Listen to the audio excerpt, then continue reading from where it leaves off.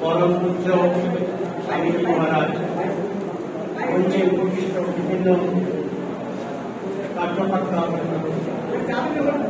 উপস্থিত আমার ভারত ভাইয়ের সুসন্তানবৃন্দ সবাইকে আন্তরিক নমস্কার শুভেচ্ছা জানিয়ে সীমিত সমাজ অনুযায়ী আর এই অল্প সময়ের মধ্যে আমি কয়েকটি সাংগঠনিক স্তরের কথাবার্তা বলব। স্বামীজি মহারাজ অনেক কথা বলেছিলেন। আমি এক বিখ্যাত ঐতিহাসিক রবীন্দ্রনাথ বসু পৃথিবীর ওনার কাব্যে তিনি এক জায়গায় দুঃখ করে লিখছেন, হিন্দু দুর্গতি মূলে দুর্মতি হিন্দু, প্রায়শ্চিত্ত অন্তে দুঃখ দৈন্য হবে দূর। দীর্ঘদিন ধরে আমরা আমাদের শত্রুতা করে এসেছি, অর্থাৎ নিজের সঙ্গে নিজেরা বিশ্বাসঘাতকতা করে এসেছি। পৃথ্বীরাজ চৌহান কাব্যে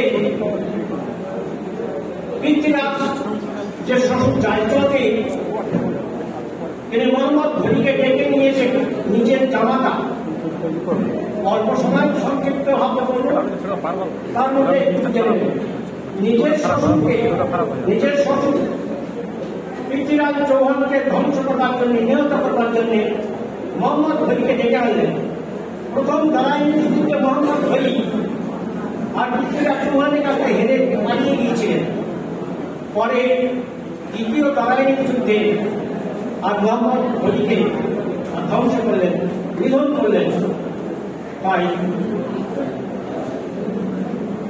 দুঃখ করে নিচ্ছে যে হিন্দুর দুর্গতি মূলে দুর্মতি হিন্দু, প্রায়শ্চিত্ত অন্তে দুঃখ দৈন্য হবে দূর।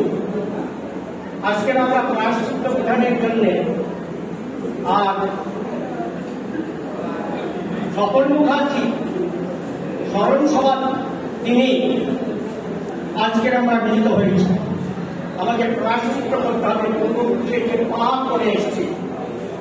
একটু আগেই স্বামীজি বললেন যে কলকাতা দাঙ্গার কথা, নোয়াখালী দাঙ্গার কথা। আমাদের আজকের থেকে প্রত্যেকের কোরআন চর্চা করতে হবে। কোরআনে কি বলা আছে?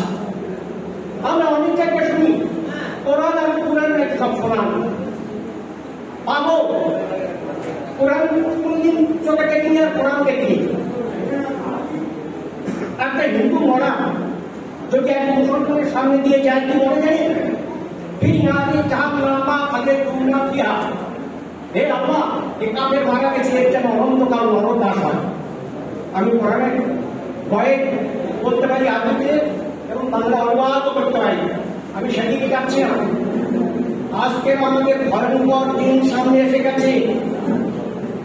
বাংলাদেশে হিন্দুদের কি বলে জানেন? মুসলমানরা কি বলে সম্বোধন করে? চিম্মির বাচ্চা, মালাইনের বাচ্চা, কাফেরের বাচ্চা।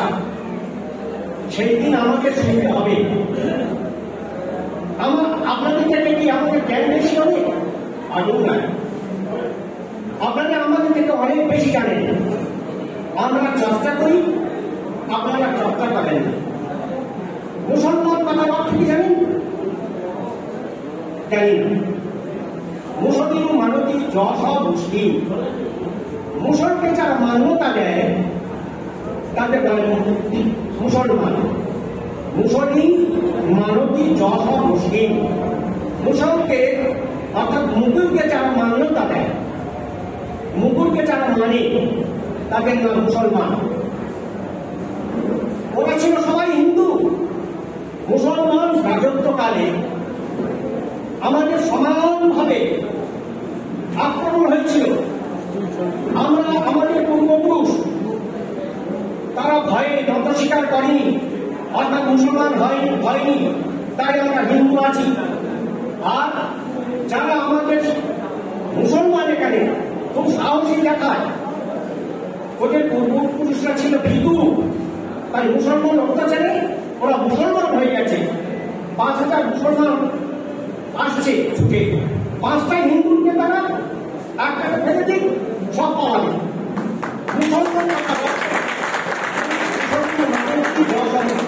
একটা অনুরোধ করবো আপনাদের, যখন হিন্দু সভা হবে, হিন্দুদের বৈঠক হবে, আমি করজোড়ে বিনীত করছি, এটা হিন্দু অনুশাসন। আমরা হিন্দু অনুশাসন জানি না, হিন্দু মানেও জানি না। যার যজ্ঞ হচ্ছে, পূজা পাঠ হচ্ছে, সামনে আবার দুর্গা পূজা আসছে, হিন্দুদের নানান ধর্ম আছে, তারা পালন হচ্ছে। হিন্দু কথা অর্থ দেয় না, হিন্দু কথা বিশাল অর্থ। এই নম্বর সাথে যশ হয় হিন্দু, যিনি হিংসাস থেকে বিরত থাকেন তিনি হিন্দু। তাই আপনাদের ভাবনা চিন্তা দিয়ে এসে গেছে, স্বামীজি বলছিলেন, এবং এটা সত্যি। আগামী দিনে তাদের প্রকৃতি দেবে, প্রত্যেকটা মুসলমান এদেশে কি বলে দারুণ হাতের দেশ, অর্থাৎ শত্রুর দেশ, দারুণ ইমানে পরিণত করতে হবে। আর তারপরে দারুণ ইসলামে পরিণত করতে হবে। দারুণ হাত কথার অর্থ হচ্ছে এটা শত্রুর দেশ, দারুণ ইমানে পরিণত করতে হবে, যুদ্ধভূমিতে পরিণত করতে হবে, তারপর দারুণ ইসলামে পরিণত করতে হবে, এটা ইসলামে করতে হবে। তার সময় তাদের উদ্দেশ্য ছিল হাস के लिए पाकिस्तान, लौट के लेंगे हिंदुस्तान। আমরা আস্তে আস্তে পাকিস্তান নিয়েছি। সেদিন 17 লক্ষ হিন্দুকে কেটে সিন্ধু পদ্মা মেঘনার জল লন্ডন দিয়ে মায়ের দুটো হাত কেটে নেওয়া হয়েছিল, কিন্তু তাদের লক্ষ্য ছিল কলকাতাকে রাজধানী করবার জন্য। সেই লক্ষ্যে তারা এগিয়ে চলেছে। আর আমরা যদি উদাসীন থাকি তাহলে আগামী দিনে এই কলকাতাকে তারা রাজধানী করবে। আমরা দেবদাসের শরৎচন্দ্রের দেবদাস করেছিলেন, হিন্দু ছেলেরা কি করে জানেন? প্রেম করে, প্রেমে ব্যর্থ হচ্ছে দেবদাস হয়ে যায়, তারপর কি হয়ে যায়? দারুদাস হয়ে যায়, তারপর কি হয়? উদাস হয়ে যায়। আর মুসলমানরা একাধিক প্রেম করছে, মেয়ের সঙ্গে একটা প্রেম করছে, খুব খারাপ কথা ব্যবহার করছে, মাফ করবেন, প্রেম করছে। হঠাৎ খবর এলো অমুক জায়গায় হিন্দুর সঙ্গে মুসলমানের গন্ডগোল হয়েছে, সঙ্গে সঙ্গে সে ঘোড়া লাফ দিয়ে তরবারি নিয়ে গটগট করে এগিয়ে চললো হিন্দুর বিরুদ্ধে যুদ্ধ করবার জন্য। শিবাজী মহারাজের নাম আপনারা শুনেছেন।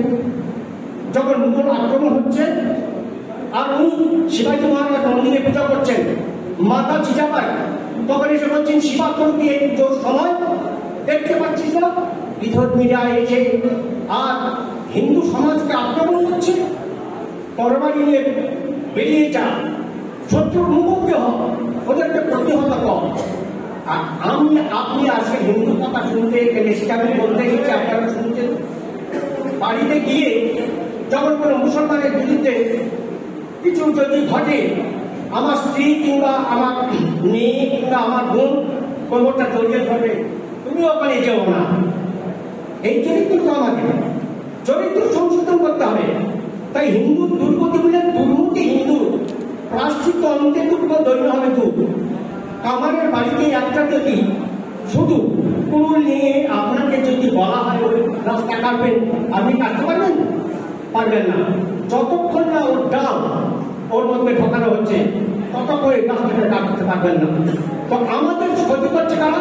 আমাদের সমাজের লোক, তাদেরকে বোঝাতে হবে। এবং আগামী দিনে সমস্ত দেবদেবীর হাতে যে অস্ত্র আছে, আমাদের অস্ত্র পুজো যদি না করতে পারি তাহলে এদেশে আর আমরা থাকবো না। সুতরাং আমাদের চিন্তা ভাবনা লক্ষ্য স্থির করতে হবে এবং স্বাধীনতা আন্দোলনে যেভাবে বিপ্লবীরা প্রাণ দিয়েছিল, আজ ভারত মাতাকে উদ্ধার করবার জন্য এরকম শত শত প্রাণ দেওয়ার জন্য প্রস্তুত রাখুন। এই বলে আমি আমার বক্তব্য শেষ করছি। ভারত মাতা কি জয়।